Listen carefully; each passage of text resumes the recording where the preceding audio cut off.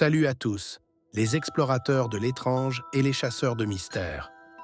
Ici Sphinx Oracle, votre guide, dans les méandres de l'inexpliqué, du magique et du légendaire. Préparez-vous à plonger dans des récits qui vont vous faire frissonner, des énigmes qui défient la logique et des découvertes qui vont éveiller votre curiosité.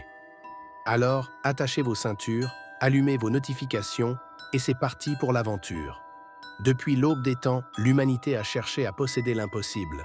Des objets dotés de pouvoirs surnaturels, capables de changer le destin des hommes. Mais où sont-ils aujourd'hui? Ces reliques, volées, cachées ou simplement évaporées dans les brumes de l'histoire. Plongez avec moi dans l'univers des objets magiques perdus.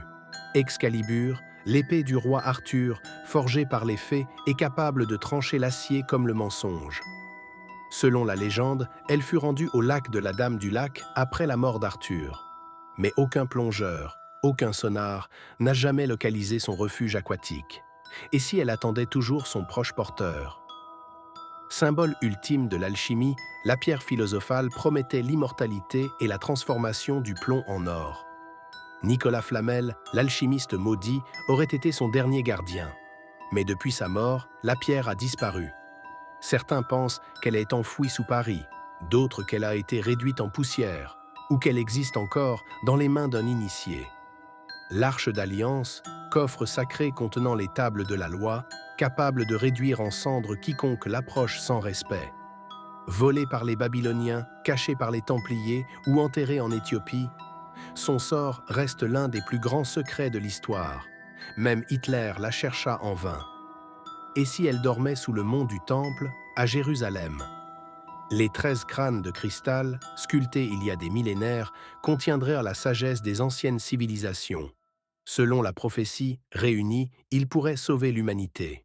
Mais aujourd'hui, seuls quelques-uns sont exposés dans des musées. Et leur authenticité est contestée. Où sont passés les autres? Dans des collections privées? Ou protégés par des sociétés secrètes? Décrit par Platon, l'anneau de Gygès rendait son porteur invisible. Trouvé dans le ventre d'un cheval de bronze, il symbolise le pouvoir corrupteur de l'invisibilité. Mais après avoir servi les ambitions de tyrans, il a disparu. Aujourd'hui, certains espions modernes prétendent en détenir des répliques, mais l'original reste introuvable au Japon. Le miroir de Matsuyama était un passage vers le monde des esprits. Brisé lors d'une bataille, ces fragments furent dispersés. On dit que quiconque en retrouve un morceau voit son reflet révéler son destin, ou ses pires cauchemars. Ces objets ne sont peut-être que des légendes, ou des avertissements. Car chaque époque a ses quêtes impossibles, ses rêves de puissance absolue. Mais une question demeure. Et si l'un de ces artefacts refaisait surface? Serions-nous prêts à affronter leur pouvoir ou leur malédiction?